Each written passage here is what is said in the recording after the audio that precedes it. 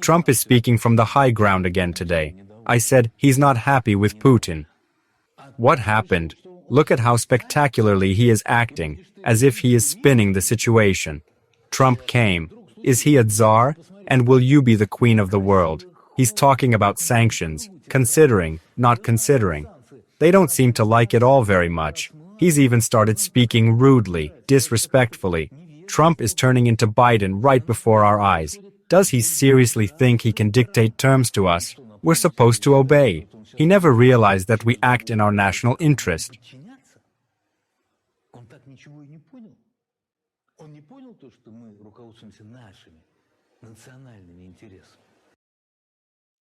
From love to hate, one step. Trump's statement, which did not please Putin, once again made the American president an enemy of Russia. Will the words be followed by real action? We'll talk about that right now on the air. My name is Anastasia Norytsyna, and I'm joined by Alexander Demchenko, a journalist, analyst, international analyst. Alexander, hello. Greetings, Anastasia, mutually. Friends, please write your comments. What do you think of Solovyov's statement? Don't forget to write what country and city you're watching us from and support the broadcast with a like. As you can see, the Russians are thrilled with Trump, especially after his latest statements where he said Putin is, quote, piling on top of us. He's always being nice, but as it turns out, it doesn't mean anything. Now the propagandists don't know if he's talking seriously or if he's still willing to cuddle with Putin. Alexander, how do you take it?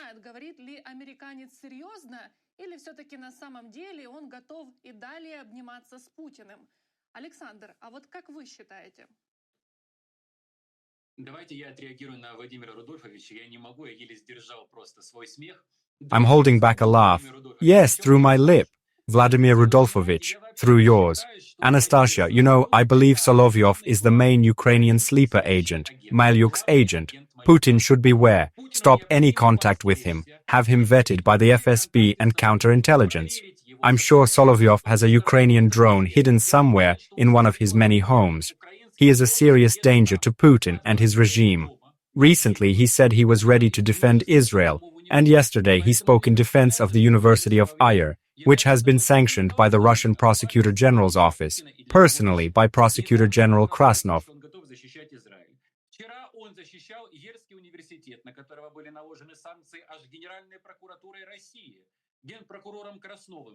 Today he talks about Trump's lip service. It's time to wind down. Solovyov seems to have declassified himself. He will soon come to Vladimirskaya in Kyiv and testify. He'll give up everything he's accumulated. He'll turn them all in. For money. Now seriously. We've laughed enough. Trump is pissed. The story didn't just pop up on the internet and in the media. At a meeting with donors, party members, and supporters, Trump suddenly announced that he had issued an ultimatum to Putin. Either stop shelling Ukraine or I will bomb Moscow. Everyone thought it was an old story told as a joke. No, I'm translating from Trump's language into ordinary, everyday, understandable language.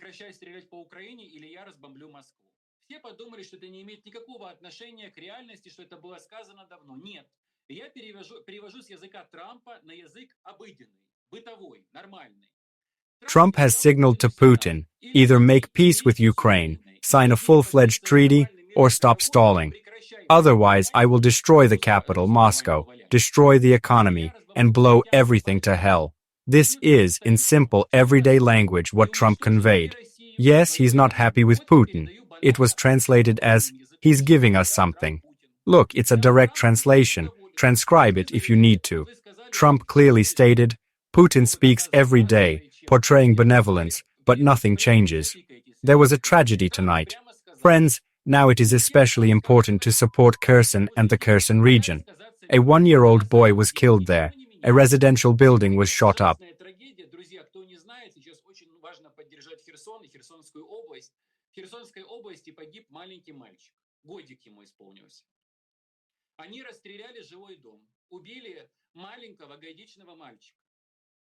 In Lutsk and Zhytomyr there is mourning, great grief. It is important now to unite and support each other. I tirelessly repeat this to Anastasia and our dear audience. Freedom and hope are the last thing Vladimir Putin is trying to take away, and he will not succeed. As for Trump, Ukraine will get everything. It is already known that Patriot systems and additional installations will be delivered. German colleagues, in particular Chancellor Merz, said, "Diplomacy is over. No one is going to talk to Putin in the language of negotiation anymore. Only in the language of force. Ukraine will receive everything it needs."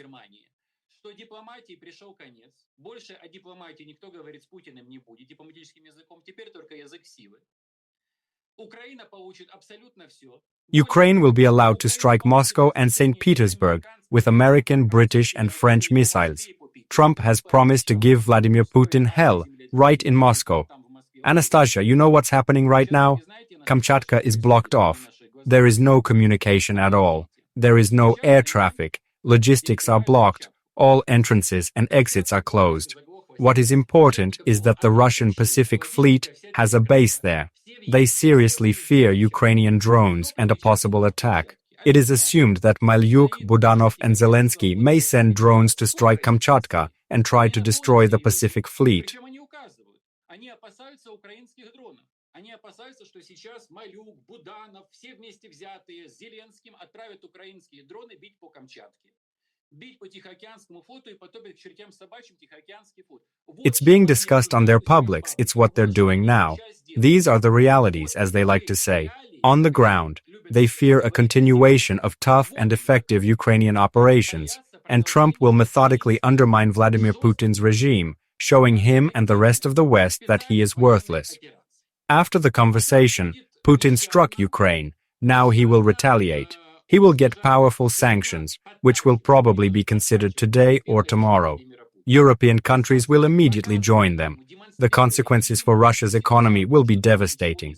The war will cost Putin an exorbitant price. We can discuss how high.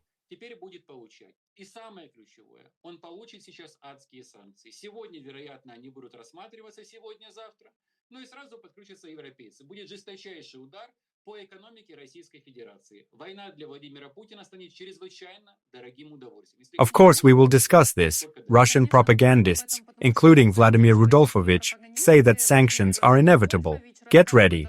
At the same time, they insinuate to their zombified population that Putin is doing well, that he has already survived many restrictions, and that everything will be fine with Russia.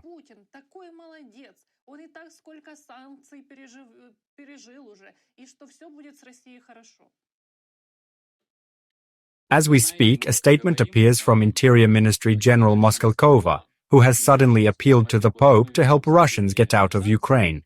The official in charge of releasing everyone and everything, although in reality she puts everyone through torture and prisons, suddenly calls for the withdrawal of troops. I don't understand. Is this a riot starting?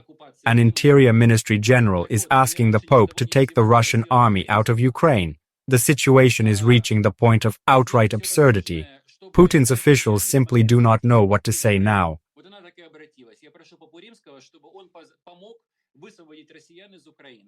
Я не могу понять, это что, бунт в России, что ли, начался? Генеральша Москалькова просит забрать российскую армию из Украины Папу Римского? Я правильно понимаю?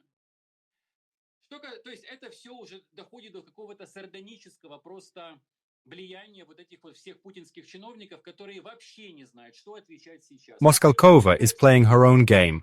Peskov says he hasn't been to America and doesn't know how to comment on Trump. Solovyov is talking about Trump's lip service.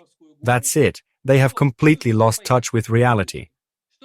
As for sanctions, key point, war is now becoming incredibly expensive for Putin.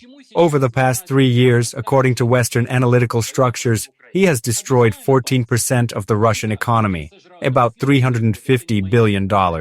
This is a huge, though not prohibitive sum. I hope that new tough sanctions will make it burn the budget even more actively, perhaps up to 30–40%. The sanctions will hit the energy sector, the oil industry, the nuclear sector, coal, all kinds of energy carriers, and of course the financial sector.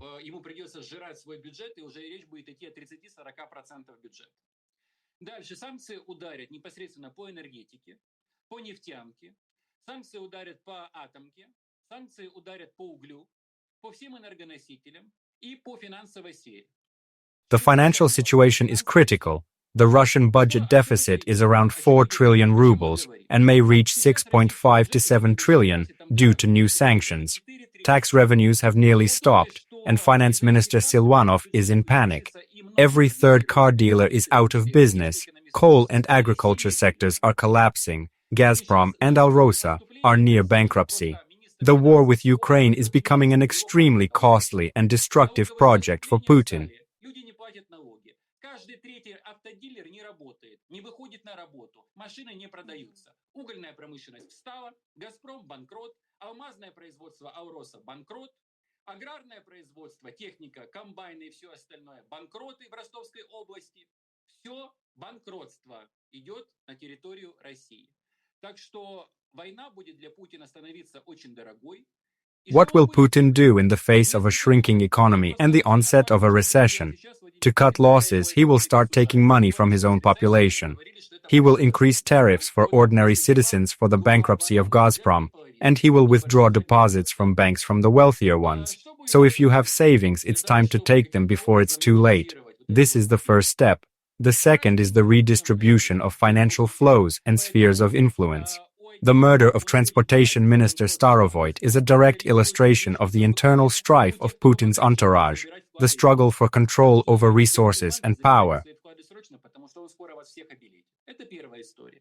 Вторая, он будет устраивать передел потоков и влияния. И убийство министра транспорта Старовойта – это как раз о потоках и о переделе потоков и влияния внутри России, внутри путинского окружения, кремлевского окружения. He will stage terrorist attacks, sabotage and provocations on Russian territory, trying to blame Ukraine, bombing the subway, Luzhniki, even the mausoleum, just to create an excuse for free mobilization and abandon the contract army, for which there will soon be insufficient funds. Russia is facing a serious catastrophe that Putin probably can't handle. He realizes it. The economy is on the brink and Trump is stepping up the pressure. Putin had the choice to reconcile, to negotiate normal relations with Trump, but he chose the worst, as always wrong path. He went all in, raised the stakes to the limit, and now he is getting hit with blow after blow.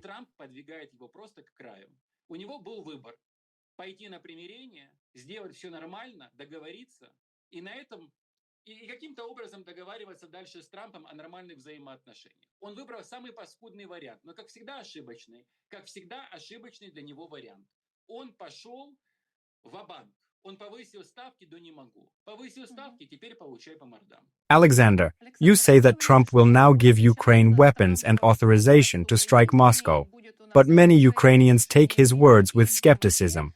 I published a new parsing of the propaganda, and in the comments there is an opinion that there is no help from Trump except empty talk.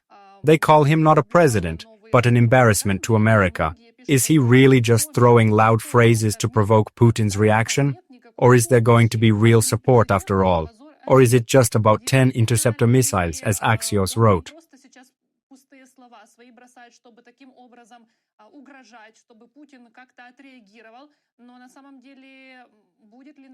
Это помощь? Или все-таки там 10 ракет-перехватчиков, как писали Axios? Ну, во-первых, он убрал всю помощь с паузы. Это первое. Trump has lifted the pause on military aid, which means deliveries will begin. Now the deployment of 10, possibly 30 anti-missiles is being considered. In addition, we are talking about Patriot systems, which were not part of Biden's packages. This is a serious delivery, which is initiated by Trump personally. For the first time, he sends a large shipment of weapons from himself. Another Putin red line broken. Does this mean that Trump will hand over all American arms to Ukraine? No. But under the current circumstances, he has no other choice. Pressure from Congress, the elite, and European partners is forcing him to act, and he can no longer retreat. Трампа нет другого варианта сейчас из-за давления Конгресса, из-за давления американской элиты, из-за давления европейцев, из-за давления других партнеров взять и пойти на попятный.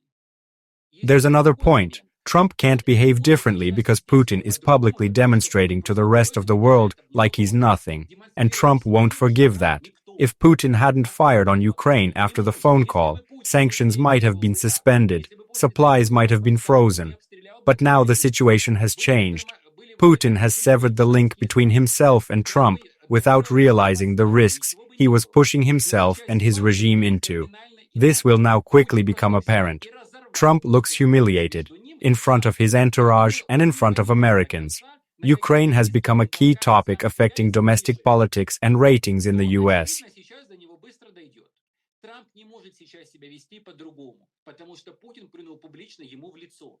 Он выглядит ничтожеством и перед своим окружением, и перед американским народом. Оказывается, тема Украины очень сильно влияет на политическую и рейтинговую ситуацию внутри Америки. It's as if Trump didn't know that his counterparties in Europe, Asia, and elsewhere look at him with bewilderment. They conclude that if Putin can afford to wipe his feet on him, then the rest of us may not take him seriously. If he can't act here, he won't act anywhere. Now Trump is forced to respond. Putin has driven himself into a stalemate. His main mistake is his emotional and illogical behavior toward Ukraine, which is leading to disastrous consequences for Russia. He set off a chain of events that he could have avoided. He seemed to have everything under control, but he ruined everything. Now serious problems are beginning to arise, especially as Europe dramatically raises the stakes.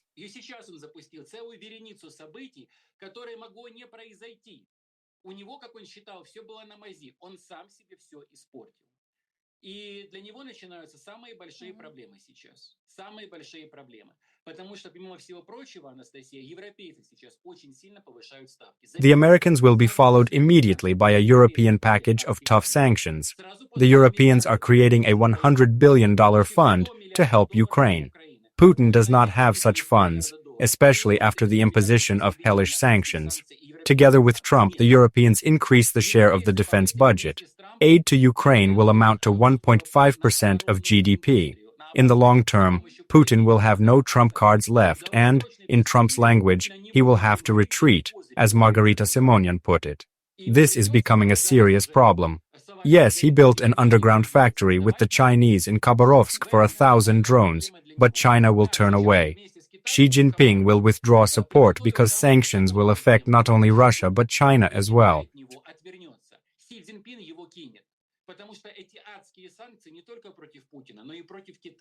China is destroying the Russian economy, siphoning resources from it without contributing to its development.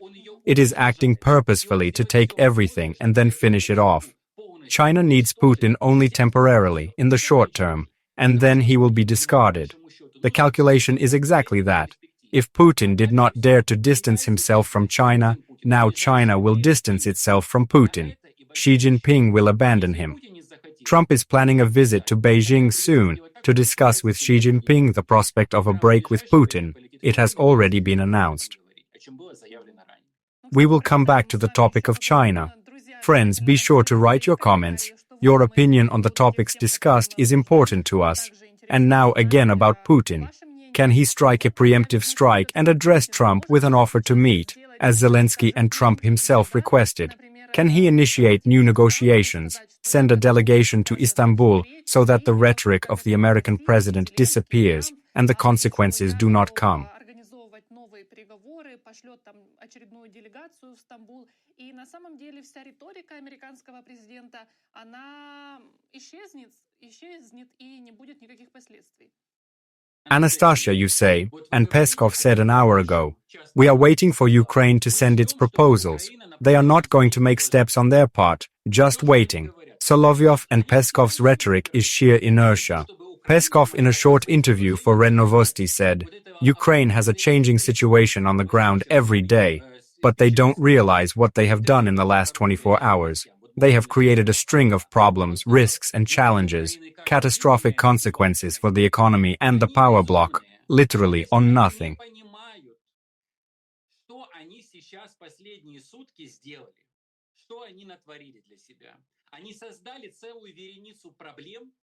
Целую вереницу рисков, вызовов, катастрофических ситуаций. Они создали риски для своей экономики, для своего силового аппарата, просто на ровном месте. Putin, as usual, screwed it up. Even if he says something to Trump, first, he will only want to meet in person. Secondly, everything has already happened. Trump heard it. They've talked 6 times and haven't agreed on anything except exchanging movies about traditional values. Let someone send them Brokeback Mountain. Let them watch it. Sodom was organized in the Kremlin. Why not watch a romance for two? Solovyov should invite Putin to a private screening. Maybe they've also agreed on hockey. Call it what you want, Anastasia. I'm telling it like it is. У них там Содом в этом Кремле. Пускай посмотрят Горбатую гору. Соловьева пускай пригласят Путину на закрытый показ. Пускай посмотрят эту романтику на двоих. Ну, возможно, они там еще и о хоккее договаривались, поэтому действительно... Вы как хотите, так и называйте это, Анастасия. All right. The Wall Street Journal writes that Putin is not intimidated by anything. He's preparing a summer of relentless attacks on Ukraine. Moscow is stepping up ground operations and bombing. Putin's strategy is to break Ukraine's will to resist by increasing pressure on the army and civilians. Recent events only reinforce the Kremlin's confidence that it is possible to wear down Ukraine and its allies in a war of attrition. Seizing territory is not the main goal. The main thing is to exhaust the forces, destroy weapons, and undermine the morale of society and Western partners. At the same time, Peskov repeats almost daily the thesis about the need to demilitarize Ukraine. What do you think of this plan?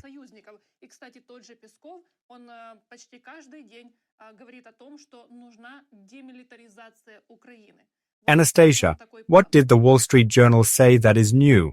All this has been going on for 3.5 years. Terror against Ukrainians, attacks on civilians, targeted destruction of critical infrastructure. Putin strikes civilian targets every night. This has been known for a long time. The Wall Street Journal supposedly opened his eyes. Isn't that funny? Now, after the collapse of diplomacy, after Mertz's statements about its end, after Europe and the largest port of Rotterdam were prepared for a large-scale war, after the EU infrastructure was put on military rails, Europe has finally woken up. После того, как Европа и главный там порт в Роттердаме готовятся к большой войне, после того, как полностью инфраструктура европейского блока переориентируется на военные рельсы, наконец-то Европа проснулась. War had come to their homes. Europe, together with the United States, has begun preparations for a large-scale conflict. After political statements and launching the process of tough sanctions, it is logical to expect massive strikes. Yesterday, there were more than 700 missiles and drones, a combined attack. It is predicted that the number will reach 1,000. Ukrainians have been ready for this for a long time. We see such anti-records every day. It would be more reasonable if the US and Europe perceived what is happening soberly. A new stage of war is coming, and Ukraine needs large-scale modernization, but it must start in the West. It is Western developers who need to prove their ability to stand up to Putin. Is he afraid? Of course he is. Especially strikes on Moscow, St. Petersburg, Palace Square, Arbat, where key headquarters are located. Важно сейчас в том числе продемонстрировать, что они готовы оказывать сопротивление Путину. Путин ничего не боится? Боится. Путин страшно боится ударов по Москве, ударов по Питеру, по Дворцовой площади, по Арбату, там, где близфрунзенский генштаб. Putin is afraid of strikes on his generals, on Rubliovka, on decision-making centers. Ukraine's armed forces have now begun striking at oil refineries. The SBU has confirmed this. Earlier, there was a moratorium, but Russia did not observe it, continuing to attack energy facilities in Lviv region, then in Lviv, where there is no electricity, then in Odessa, no water, then in Sumy region, problems with electricity supply. Ukraine responded. Airports are blocked. There is no communication. Economic losses are estimated in the tens of billions a day. At the same time, severe sanctions are in place. The oil industry is on the verge of bankruptcy, and the budget is in colossal deficit. And now, on top of that, the refineries are being hit. The crisis will be massive.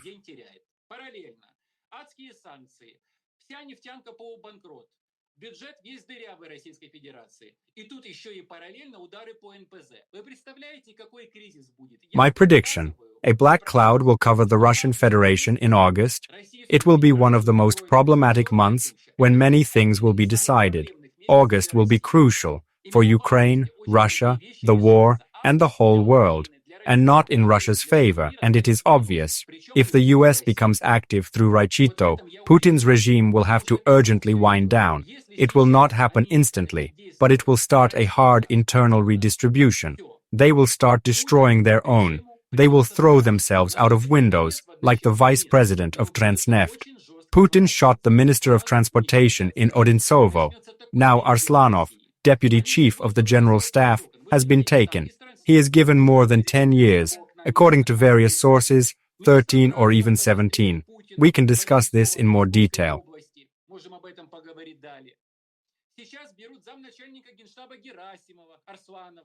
Ему там дают баснословное количество лет лишения свободы, больше 10, не помню, то ли 13, то ли 17, надо посмотреть.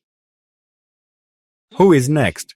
Gerasimov's execution or a plot against Nabiullina, against whom Sechin, Patrushev, Chemizov, and other security officials have already spoken out. After the assassination of the Minister of Transportation, who is connected with the economic bloc, Nabiullina was the most frightened of all. Now the regime will cowardize everyone, imprison everyone, throw them out of windows. A wave of public massacres is ahead. Who will be the victim is unknown. We may wake up tomorrow and Lavrov has been arrested. Anything is possible. The regime is showing its darkest nature. Yes, it will destroy, stage terrorist attacks, attack Ukraine, provoke and blow up Europe, blackmail Trump. We have already seen all this. The only thing he can still surprise us with is nukes. But if he pushes the red button, there's a good chance his entire Kremlin and all his wealth will go up. All to hell, as Trump said. Единственное, чем он может удивить, ядерным оружием. Но если он нажмет на красную кнопку, есть большая вероятность, что под ним взлетит все его богатство, весь его Кремль, понимаете, и весь его трон. Чертям собачьим, как сказал Трамп. You mentioned Kremlin officials falling out of windows, but Dmitry Golovich was outraged by Trump's decision to supply weapons to Ukraine. He called for ignoring Trump's rhetoric and continuing to pursue the goals of the special operation. Interestingly, the last time he suggested transferring nuclear weapons to Iran, he had to publicly apologize after the American president's reaction. Will that happen again now?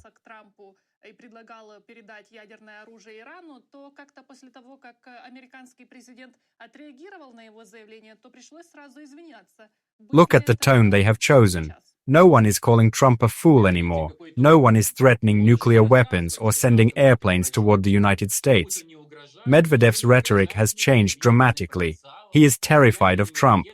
It turns out you can take it through the lip, every day. Trump has it down to one tweet. He simply wrote, "Let me know if Medvedev posts anything again." Now Medvedev is cautious, as if awake, who uses Twitter actively. Write to him. Let him react. Dmitry Anatolyevich has clearly come to his senses. Now they do not want to make Trump angry, and it is noticeable. Кто там общается с Трампом, может оставлять комментарии. Пожалуйста, друзья, сейчас напишите. Медведев проснулся. Пускай отреагирует. Скажите, снова опомнился Дмитрий Анатольевич. Он очень сильно... Они сейчас не хотят его драконить, понимаете? Everyone realized they had reacted wrong. Trump got out of balance and began to act abruptly, and this turned into serious problems. Now the regime is urgently looking for ways to retreat, but there are none. Hard sanctions, economic crisis, a whole budget, a costly war, a lost arms race with Europe and the US, betrayal by China, and an internal purge lie ahead. The Secretary of Transportation is just the beginning. He will be followed by a line of executions, and the line will be long. All this by Putin's hands and on his orders.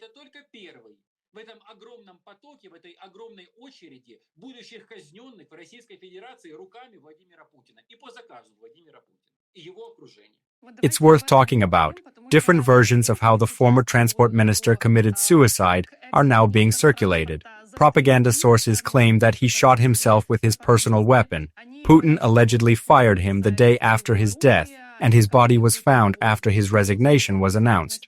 Starovoyt was previously governor of the Kursk region, shortly before Ukrainian troops entered there. Some Russian experts link his dismissal to embezzlement in the construction of fortifications in the region. Like his successor Smirnov, who was also arrested, Starovoyt was allegedly involved in corruption. According to Russian publics, it was Smirnov who testified against him.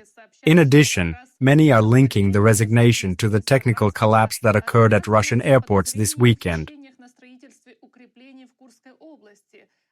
То есть, что он, как и его сменщик Смирнов, которого также арестовали, он причастен к тому, что просто занимался коррупцией и крал деньги. Ряд российских пабликов сообщает, что против Старовойта дал показания этот же Смирнов, но также связывают это увольнение и с тем же коллапсом, который случился в российских аэропортах этими выходными. Collapse has nothing to do with it. Putin doesn't care. Recently, an anti-missile landed practically in the courtyard of Vnukovo.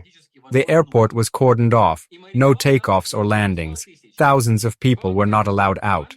The carpet plan, everything is paralyzed. Hundreds could have died at the moment the missile fell, and the blame would have been tried to be blamed on Ukraine.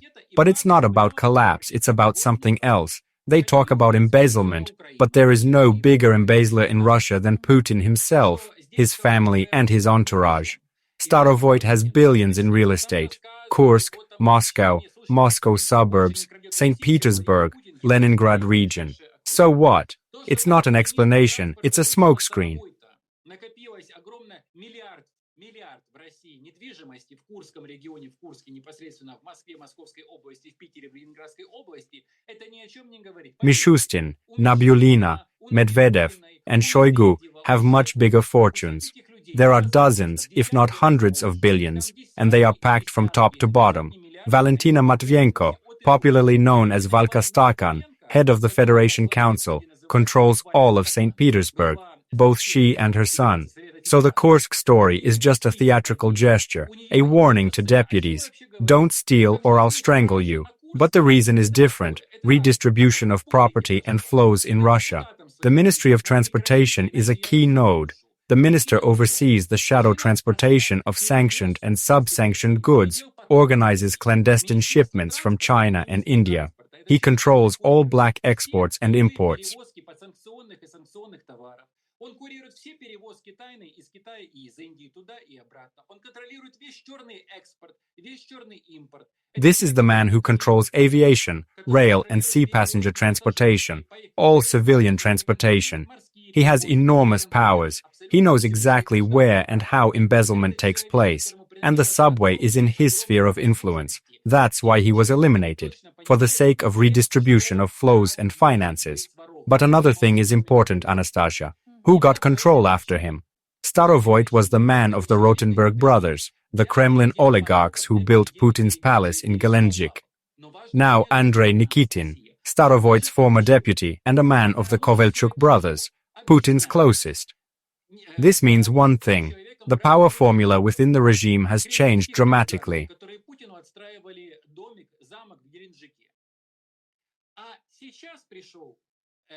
Новый человек, министр транспорта, Никитин, Андрей Никитин, бывший зам Старовойта. Это непосредственный человек Ковальчуков, ближайших друзей Владимира Путина. Знаете, что это означает? Это означает очень простую формулу. Putin publicly massacred Starovoyt to signal that there was no more money and that he would have to share it with him personally. Starovoyt was putting money in the wrong pocket. The money was going to oligarchs, law enforcers, and generals. But it should have gone to Putin. For him, power is only money, not history, not liberation myths. He showed all the dough on the table, no detours, and he arranged his people. Belousov is the Minister of Defense, a creation of Putin's daughter. Solovyova, his niece, runs the defense ministry. The energy sector is controlled by her husband, who was appointed minister. И везде он ставит своих людей. А теперь замечаем, друзья. Министерство обороны, Белоусов, непосредственно креатура его дочери. Кто командует в Министерстве обороны? Командует Савельева, это племянница Владимира Путина. Министерство энергетики. Кто командует энергетикой в России? Командует муж Савельевой. Министром он заделался. This is Vladimir Putin's family. Who oversees propaganda in Russia? The Kovalchuks and Kabaeva. Who controls transportation? Putin and his family. He redistributes the flows in his favor and gives a clear signal. The money goes directly to him without detours. If Starovoyt was involved in embezzlement in Kursk Oblast, it means that all those who stole with him are being cleaned up. And who benefited the most from the region? Not the Minister of Defense, but the Chief of the General Staff, Gerasimov. Defense ministers were replaced, and Gerasimov and his generals, and then with Shoigu, well enriched. Do we really think that he did not realize that Ukraine was preparing an offensive on the Kursk region? He had space and air forces. He was not naive. He saw the accumulation of tens of thousands of Ukrainian military with equipment on the Sumy and Kursk directions. He understood everything. It's just that the generals with Gerasimov decided to play against Putin.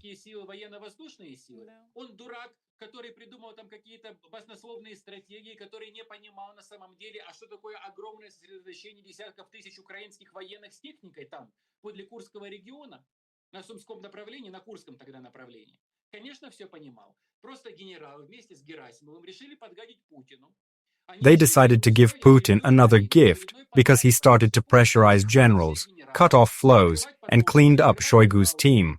Shoigu and Gerasimov were linked by common businesses, sharing defense funds that went past Putin. That is why we can expect a public reprisal against Gerasimov, either dismissal or a show execution. It is not excluded that he will be found dead, as it has already happened. He is the main beneficiary of the schemes worked out in the Kursk region under the cover of the security forces, where the fighting is still going on. Но очевидно, что нас ждет расправа над Герасимовым, потому что он конечный бенефициар всех вот этих вот схем, которые были опробованы, кстати, под присмотром силовиков на территории Курского региона во время непосредственных боевых действий, которые, кстати, до сих пор продолжаются в этом регионе России. Watching the redistribution of power in Russia, who is next on the way out? Alexander, I would like to discuss the news from the Security Service of Ukraine, SBU. Ukrainian security services detained Chinese spies who were collecting secret technology for the production of Neptune missiles. 2 Chinese citizens tried to illegally export documentation on the Ukrainian missile system. Why do the Chinese need our Neptunes?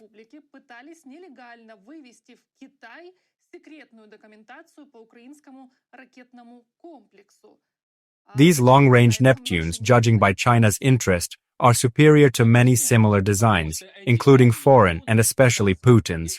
China would not risk it for the sake of a mediocre weapon. If they are interested, it means that there are really no analogues, despite the statements of Russian officials and propagandists like Solovyov. Anastasia, we've talked before about China eventually turning its back on Putin, and now there are new leaks from the FSB that reveal extremely curious details. Но вы знаете, Анастасия, раз вспомнили про китайцев, я уже сказал вам в рамках нашей беседы, что Китай Путина кинет. Сейчас всплывают очень интересные сведения, были сливы информации из ФСБ. Так вот, в рамках этих сливов обнаружились интереснейшие детали. According to the FSB, they have a strategy according to which China is seen as an adversary. China is actively stealing military technology, secret information, data on weapons, deployment, and developments from Russia. North Korea and Iran do as well. All allies surrounding the Putin regime are acting in their own interests and trying to use Russia. Even the Lubyanka recognizes that these countries are seen as potential military adversaries seeking to profit at the expense of the Russian Federation.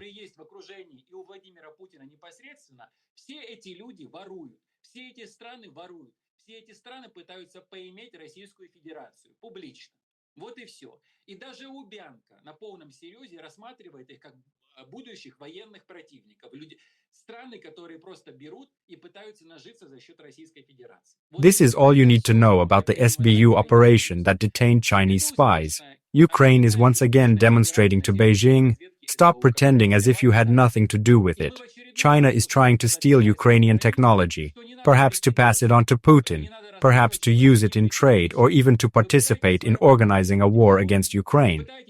If Wang Yi, the head of Chinese diplomacy, says that China will not let Russia lose, there is a direct question.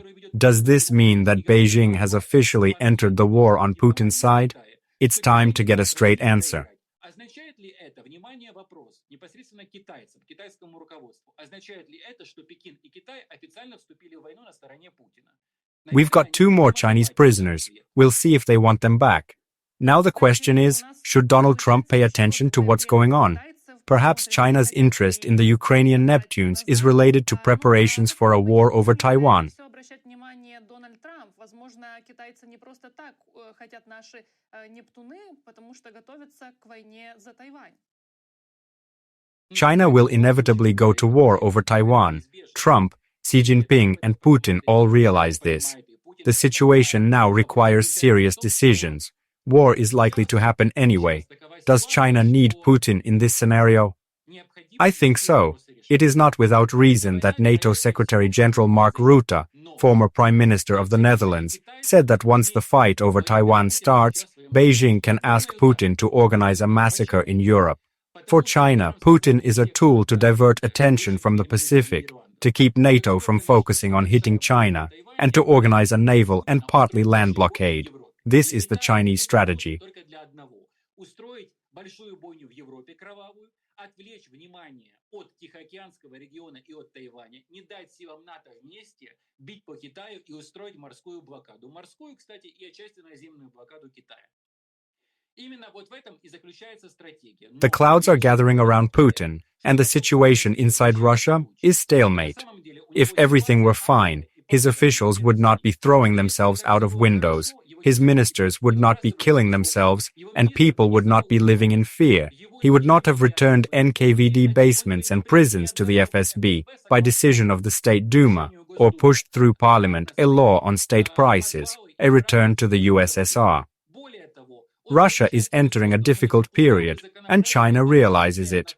It will gradually withdraw from cooperation. China will sell out and betray Russia. Xi will betray Putin. Trump is banking on this and will probably make a deal with Xi sooner. And Putin will wake up one day and realize he is alone, surrounded by China to the east, Europe and the US to the west, and Ukraine armed to the teeth because there is no choice anymore. The German Chancellor is right. Diplomacy is over. Now it will only be tough for Putin. Которая будет вооружена, поверьте, до зубов, потому что другого варианта не остается. Не остается другого варианта. Канцлер Германии абсолютно прав. Дипломатия закончилась. Теперь только жестко. Жестко для Владимира Путина. Alexander, I would like all your predictions to come true soon. Friends, support the armed forces of Ukraine. It is critically important. Take care of yourselves and your loved ones. Putin will not stop. He continues his carpet bombing. We remind you that Alexander